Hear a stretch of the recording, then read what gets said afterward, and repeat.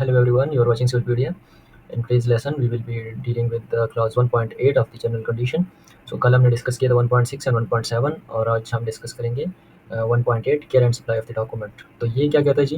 ये कहता है कि जो स्पेसिफिकेशन और ड्राइंग होगी वो क्लाइंट की ही एम्प्लॉयर के पास ही रहेगी, उसकी कस्टडी में रहेगी unless otherwise stated in the contract. अगर unless stated in the contract contract में अगर कहीं और चीज़ बताई गई है, सो two copies of the contract and each of subsequent drawing shall be supplied to the contractor। मतलब 2 कॉपीज कॉन्ट्रैक्टर को सबमिट होगी फ्री ऑफ कॉस्ट, वो भी कॉन्ट्रैक्टर को सप्लाई हो जाएगी क्लाइंट की तरफ से काम के चलाने के लिए, एग्जीक्यूशन के लिए।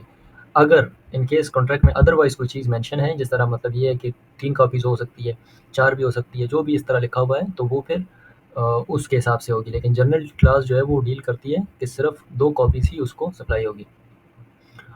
अगर उसने हु में make a request further copies at the cost of the contractor, अगर इन केस वो सफिशिएंट नहीं है तो वो रिक्वेस्ट कर सकता है कि मुझे मजीद कॉपीज इशू हो जाएं इन चीज़ों की, तो at the cost of the contractor, लेकिन वो उसकी कॉस्ट पे करेगा, उसके पैसे जमा कराएगा। सो ये चीज़ होती है, ये चीज़ें ज़रूरी होती है कि ये आप जो है ना जब कॉन्ट्रैक्ट ड्राफ्ट कर रहे होते हैं तो उसमें ये हम लोग थोड़ी फ्लेक्सिबल कर देते हैं चीज़ें, ताकि कोई बाद में कोई इशू हमें ना बने। मतलब काम चला रहे हैं और फिर क्लाइंट कहे कि नहीं ये इस तरह ये वो। पेमेंट करना कोई मसला नहीं है, पेमेंट भी बंदा कर लेता है, लेकिन ये चीज़ें फ्लेक्सिबल होनी चाहिए। सो इन चीज़ों को ध्यान में रखते जब भी कोई कॉन्ट्रैक्ट आप ड्राफ्ट कर रहे होते हैं तो इन चीज़ों को ध्यान में रखना है। अच्छा जी, नेक्स्ट क्या कहता है? नेक्स्ट कहता है कि each of the contractors document shall be in the custody and care of the contractor. जो डॉक्यूमेंट उसको इशू हो गए हैं कॉन्ट्रैक्टर को या कॉन्ट्रैक्टर के डॉक्यूमेंट है, वो care and custody of the contractor होंगे। मतलब कॉन्ट्रैक्टर उसकी कस्टडी रखेगा और उसकी केयर करेगा। Unless and until submitted to the engineer, मतलब ये कि अगर कोई कॉन्ट्रैक्टर के बिहाफ पे कोई डॉक्यूमेंट प्रिपेयर होने वाला है, उसके कॉन्ट्रैक्ट में ये है कि आपने फलानी चीज़ का डिज़ाइन बनाना है, तो वो care and custody of the contractor रहेगी अनलेस ये सबमिटेड हो गई हो इंजीनियर को। जब तक इंजीनियर को सबमिट नहीं हुई तब तक ये care and custody of the contractor में ही रहेगी। अच्छा, आगे कहते हैं कि जी कॉन्ट्रैक्टर जो है वो एक copy original, one paper original, one electronic copy in the form as stated in the specification, जिस जिस स्पेसिफिकेशन में जो बयान की गई है उस तरह की कॉपी। स्पेसिफिकेशन में कैसे बयान हुई होगी? कॉन्ट्रैक्टर को जब भी कॉन्ट्रैक्ट अलाट होता है, उसके जो मतलब कि जो उसकी सबमिटल्स होती हैं उसकी पूरी डिटेल होती है। लेट्स से कंसल्टेंट की कोई कंसल्टेंट का मैं आपको मिसाल दे देता हूँ। मैं जब कंसल्टेंट में जॉब करता था तो उसमें ये था कि कॉन्ट्रैक्ट हम जब प्रोजेक्ट हमें टेंडर डॉक्यूमेंट इशू होते थे तो उसमें हमें TOR दिए होते थे। TOR में ये scope of work, project objectives, introduction to the project, फिर स्टाफ कैसा होगा, कौन कौन से प्रोफेशनल्स वर्क करेंगे इस पे, टाइम ड्यूरेशन कितना होगा। फिर एक सेक्शन आता था डिलीवरेबल्स का। डिलीवरेबल्स में ये चीज़ मेंशन होती थी कि आपने फलानी फलानी चीज़, लेट्स से प्रोग्रेस रिपोर्ट आपने सबमिट करनी है, तो प्रोग्रेस रिपोर्ट किस तरीके से सबमिट करनी है, हार्ड कॉपी जमा करानी है, हार्ड कॉपी में क्या उसका कंटेंट कैसा होगा वो भी बताया होगा। इवन यहाँ तक कि उसका पेज साइज़ भी बताया, उन्होंने बताया होता था कि इस A4 साइज़ का पेज होगा, वो वन साइडेड प्रिंट होगा, वन साइडेड प्रिंट ही कंसिडर किया जाएगा, दूसरी साइड जो होगी वो उसकी ब्लैंक होगी। इस तरह से ये सारी स्पेसिफिकेशन होती है डॉक्यूमेंट की।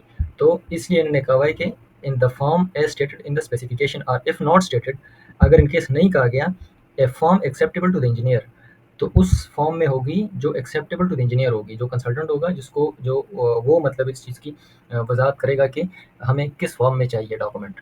तो अगर इनकेस इस तरह एक्सप्लिसिटली नहीं लिखा हुआ कॉन्ट्रैक्ट में तो आप, या स्पेसिफिकेशन में, तो आप उस चीज़ को फॉलो करेंगे जो कंसल्टेंट को एक्सेप्टेबल हो। An additional paper copies if any as stated in the contract data of each of the contract document. So ये सारे डॉक्यूमेंट मतलब इस फॉर्मेट में उसको आप कंसल्टेंट को या द इंजीनियर को उसको जमा कराएंगे। द इंजीनियर में इसलिए कहता हूँ इसको कि जो ये FIDIC का कॉन्ट्रैक्ट है ना, ये एक वर्ड के ऊपर पूरा कंसल्टेंसी एंड कंस्ट्रक्शन कॉन्ट्रैक्ट को लिंक कर देता है, वो है द इंजीनियर। द इंजीनियर का ये होता है कि जो भी TOR आपको इशू होते हैं कंसल्टेंट को, तो कंसल्टेंट जब बिड करता है तो उसके स्कोप में ये होता है कि आपने एज द इंजीनियर एक्ट करना है। द इंजीनियर ये कि यहाँ पे आप इंजीनियर हो, आप कंसल्टेंट, ये सारी चीज़ें कॉन्ट्रेक्चुअल लैंग्वेज में, मतलब कि जर्नली आप इसको अगर उसकी वजाहत करो तो वो द इंजीनियर को कंसल्टेंट ही तस्वर किया जाता है, क्योंकि वो एज ए एडवाइज़र काम करता है। तो द इंजीनियर इसलिए उसको कहा जाता है कि आपने उसको उधर TOR में बताया होता है कि आपने एज द इंजीनियर एक्ट करना है इस कॉन्ट्रैक्ट के अंदर। अच्छा जी, अब आगे ये है कि जो ये डॉक्यूमेंट है जो नीचे मेंशन है, द कॉन्ट्रैक्ट और ये सारे रिकॉर्ड्स, कुछ क्लॉजेज़ हैं इसके मुताबिक जो भी रिकॉर्ड्स होंगे वो कॉन्ट्रैक्टर ने साइट पे ऑल द टाइम रखने होते हैं। मतलब कॉन्ट्रैक्ट हो गया, रिकॉर्ड अंडर, ये हम आगे जाके डिस्कस करेंगे। ये 6.10 के तहत जो रिकॉर्ड्स होते हैं, या 20.2.3 के जो कंटेम्प्रेरी रिकॉर्ड होते हैं, फिर या कोई एनी पब्लिकेशंस हो गई, कोई स्पेसिफिक पब्लिकेशन एसटीएम की, या इस तरह कुछ डिज़ाइन कोड्स हैं जो भी हैं, वो भी आपने साइट पे प्रोवाइड करनी। जो भी एसोसिएटेड डॉक्यूमेंट होगा प्रोजेक्ट्स हैं, वो सारी आपने उधर रखनी होती है। वेरिएशंस हो गए, नोटिस हो गए, ड्राइंग हो गई, कॉन्ट्रैक्टर्स डॉक्यूमेंट हो गए जो उसने प्रिपेयर करने हैं, रिपोर्ट्स हो गई, सारी चीज़ें। अच्छा, ये एम्प्लॉयर के जो स्टाफ होगा ना, उसको ये एक्सेस है all the time during normal working hour. Normal working hour में एम्प्लॉयर के स्टाफ को हर वक्त ये एक्सेस, ये डॉक्यूमेंट उसके लिए एक्सेसिबल होंगी। और as otherwise agreed with the contractor, या अगर किसी और तरीके से कॉन्ट्रैक्टर के साथ एग्री किया गया है तो ये भी आप कर सकते हो कि मतलब, लेकिन एम्प्लॉयर के पर्सन को इस चीज़ की एक्सेस होगी। इसका मतलब ये नहीं है कि और as otherwise agreed with the contractor के मतलब उसको एक्सेस आप नहीं दे सकते। अगर इनकेस कॉन्ट्रैक्टर के साथ एग्री हो गया कि हम आपको एक्सेस नहीं देंगे, तो ये नहीं, ये देखिए ये चीज़ जो है ना, फिर कॉन्ट्रैक्ट को जो उसकी लीगल स्ट्रक्चर होता है ना, उसको डिस्टर्ब कर देती है। आप उसको एक्सेस दे दोगे, लाज़मी दोगे during normal working hour. Negotiable इसमें सिर्फ़ ये वर्किंग आवर्स है कि आप सिर्फ़ इस चीज़ के ऊपर आप नेगोशिएट कर सकते हो। तो जब भी आप कॉन्ट्रैक्ट ड्राफ्ट करो, इन चीज़ों को आपने ध्यान में रखना होता है कि आप सिर्फ़ इस चीज़ को अल्टर कर सकते हो। ये नहीं कि आप एम्प्लॉयर के पर्सन को जो है वो राइट ही ना दो। इसका और एज़ अदरवाइज़ एग्रीड का मतलब ये है कि आप इस चीज़ को नॉर्मल वर्किंग आवर को ही चेंज कर सकते हो। अच्छा, इफ़ ए पार्टी, ये कोई भी पार्टी आर द इंजीनियर, मतलब कॉन्ट्रैक्टर, क्लाइंट या द इंजीनियर, जो भी कंसल्टेंट है, कॉन्ट्रैक्टर है या क्लाइंट है, उसको किसी भी वक़्त कोई एरर या डिफेक्ट डॉक्यूमेंट में नज़र आता है, जो टेक्निकल नेचर का हो या अदरवाइज़ किसी और नेचर का हो। टेक्निकल भी हो सकता है, एडमिनिस्ट्रेशन भी हो सकता है, या फिर कोई दूसरा हर किस्म के मतलब के नेचर का कोई डॉक्यूमेंट में कोई भी एरर हो सकता है, टाइपिंग मिस्टेक हो सकती है। तो वो क्या करेगा, वो प्रॉम्प्टली उस चीज़ को नोटिफ़ाई करेगा। किसको नोटिफ़ाई करेगा? कॉन्ट्रैक्टर ने अगर डॉक्यूमेंट बनाया है, उसमें कोई गलती है, तो उसने सबमिट किया इंजीनियर को। इंजीनियर को नज़र आई है वो गलती, इंजीनियर जो है वो डायरेक्ट कॉन्ट्रैक्टर को बताएगा कि आपके डॉक्यूमेंट में ये गलती है, ये चीज़ें रेक्टिफ़ाई करनी चाहिए। और उसकी एक कॉपी सबमिट करेगा अदर पार्टी को। अदर पार्टी कौन है? वो क्लाइंट है। या अगर क्लाइंट को कोई गलती नज़र आती है तो वो कॉन्ट्रैक्टर को बताएगा, कॉन्ट्रैक्टर फिर उसको क्लाइंट इंजीनियर को भी बताएगा और उसको रेक्टिफाई करेगा। तीसरा केस ये हो सकता है कि कंसल्टेंट के डॉक्यूमेंट में अगर कोई गलती नज़र आई है कॉन्ट्रैक्टर को, तो कॉन्ट्रैक्टर भी उसको नोटिस इंजीनियर को करेगा और क्लाइंट को, लेकिन ये तीनों लूप में रहेंगे। तो मतलब मेरा कहने का ये है कि जिसको भी जिसके डॉक्यूमेंट पे कोई गलती नज़र आए वो उसको रेक्टिफाई करेगा और तीसरी पार्टी को वो नोटिफ़ाई करेगा। तीसरी पार्टी नहीं होती, कॉन्ट्रैक्टर का जो है ना वो एक प्रोफ़ेशनल रोल है इसमें बस सिर्फ़। क्लाइंट और कॉन्ट्रैक्टर जो है वो पार्टीज़ है इस कॉन्ट्रैक्ट के तहत। अब अगर कंसल्टेंसी कॉन्ट्रैक्ट है वो भी उसी स्पेसिफ़िक प्रोजेक्ट का है, लेकिन उसमें कॉन्ट्रैक्टर पार्टी है, क्लाइंट पार्टी है और कंसल्टेंट पार्टी है। इस कॉन्ट्रैक्ट के तहत कॉन्ट्रैक्टर पार्टी है और क्लाइंट पार्टी है। इसमें इंजीनियर सिर्फ़ एडवाइज़र है। अच्छा जी, अब ये है, ये चीज़ क्लेम के रिलेटेड है, जो टाइम एक्सटेंशन या ईओटी और जो पेमेंट क्लेम होती है, तो ये बड़ी ज़रूरी चीज़ है।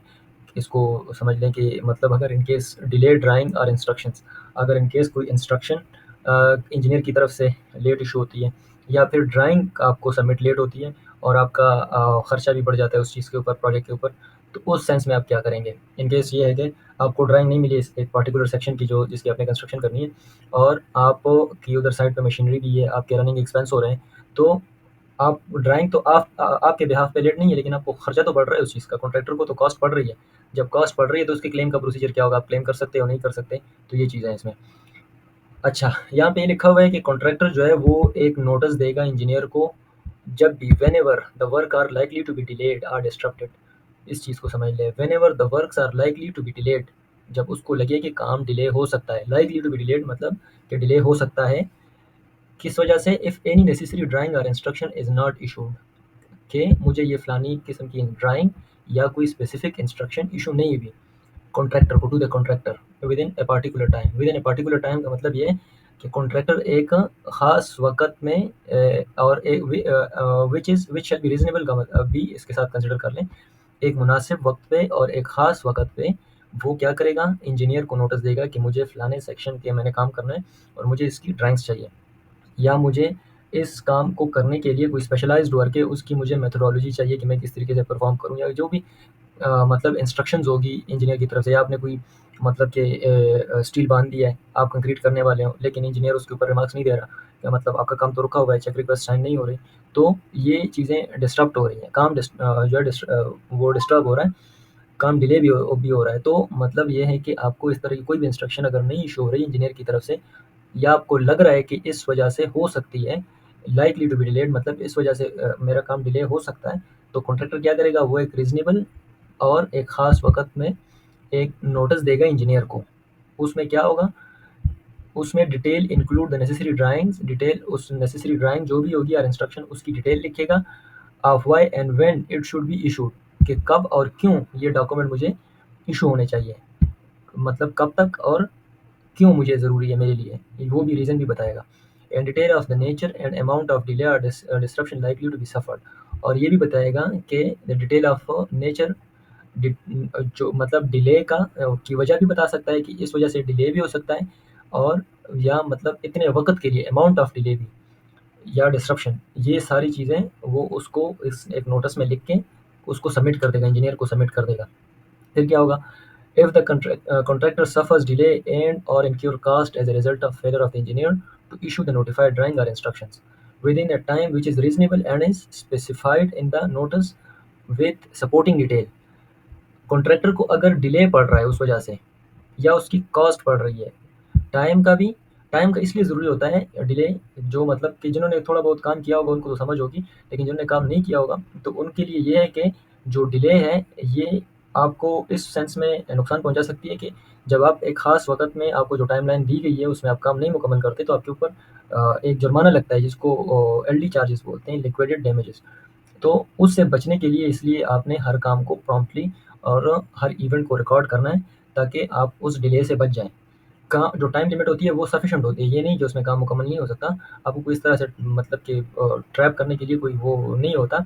लेकिन आपने एक मुनासिब वक़्त में काम को मुकम्मल करना इन केस नहीं होता तो आपके ऊपर चार्जेस पड़ते हैं। तो इसलिए ये हर एक इवेंट को रिकॉर्ड करना पड़ता है। तो अगर कॉन्ट्रैक्टर को किसी वजह से डिले पड़ रहा है, काम में मतलब डिस्रप्शन आ रही है, काम डिले हो रहा है या उसका खर्चा हो रहा है, पैसे भी लग रहे हैं। As a result of failure of the engineer, engineer के फेलियर की वजह से कि उसने जो नोटिफाइड ड्राइंग थी या इंस्ट्रक्शन थी उस मुनासिब वक्त में रीजनेबल टाइम में जो कॉन्ट्रैक्टर ने नोटिफाई किया था as specified in the notice, जो कॉन्ट्रैक्टर के नोटिस में स्पेसिफाई हुआ है, विद सपोर्टिंग डिटेल, और सपोर्टिंग डिटेल भी उसके साथ लगी हुई थी। सो क्या होगा, the contractor shall be entitled subject to sub clause 20.2, और इसमें क्या है, इसमें है एंड और यूटी क्लेम फॉर पेमेंट, वो पेमेंट की भी क्लेम कर सकता है या एक्सटेंशन ऑफ टाइम की भी कर सकता है या दोनों की भी कर सकता है।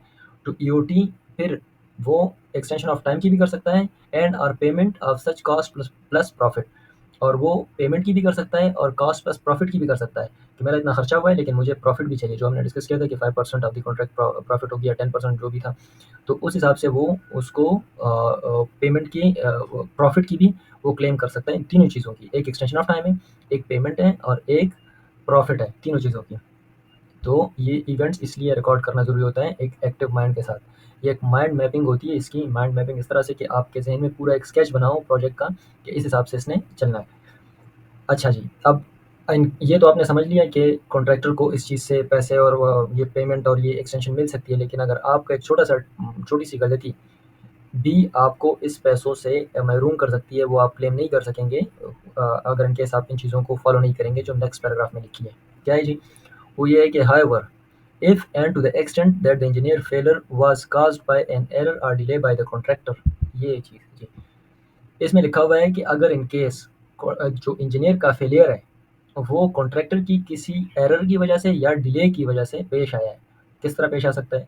फॉर एग्जांपल कॉन्ट्रैक्टर को कहा जाता है कि आपने जो फाउंडेशन की ड्राइंग है वो आपने बनानी है और जो स्ट्रक्चर की ड्राइंग है सुपर स्ट्रक्चर की वो कॉन्ट्रैक्टर ने बनानी है। मैं कॉमन सेंस की बात कर रहा हूँ, पहले तो मतलब सुपर स्ट्रक्चरल डिज़ाइन होता है, उसके बाद फाउंडेशन डिज़ाइन होता है, लेकिन एक बेसिक्स आपको समझाने के लिए ये कह रहा हूँ कि जब तक फाउंडेशन का वो चीज़ उसको समझ नहीं आएगी तो मतलब वो फर्दर काम नहीं कर सकता जो इंजीनियर होगा। तो अगर इन केस वो उस चीज़ को डिले कर रहा है तो फिर क्या होगा, फिर कॉन्ट्रैक्टर का डिफ़ॉल्ट है। तो कॉन्ट्रैक्टर फिर इस चीज़ की क्लेम नहीं कर सकता। किस तरह से? इंक्लूडिंग एन एरर इन, या डॉक्यूमेंट में कोई एरर हो या डॉक्यूमेंट का डिले हो in the submission of any of the contractors document. Contractor के किसी डॉक्यूमेंट की वजह से अगर डिले कॉज हो गया या कोई एरर की वजह से या कॉन्ट्रैक्टर की किसी भी तरह की गलती की वजह से, so the contractor shall not be entitled to EOT and और cost plus profit. So contractor किसी भी चीज़ की फिर क्लेम नहीं कर सकता। सो ये थी हमने जो 1.8 और 9 हमने डिस्कस की है। 1.8 में हमने डिस्कस किया कि जो care and supply of the document होगा वो किस तरह होगा, और जो डिले ड्राइंग और इंस्ट्रक्शंस वो किस तरह से होंगी। So hope so you like the video, और अगर आपको पसंद आई है तो ये लाइक बटन को दबा दें। Do subscribe to our channel and stay connected with us. इंशाल्लाह मिलते हैं अगली वीडियो में।